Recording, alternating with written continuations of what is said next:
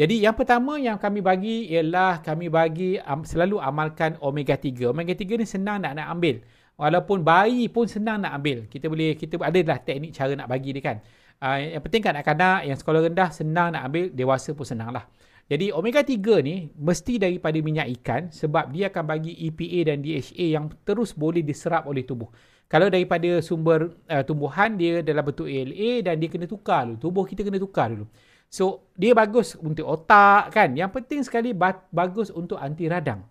Anti radang. Hidung radang jadi sesama.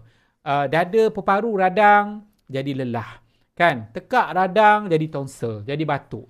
So, amal omega 3 ni dia bantu kuatkan sel.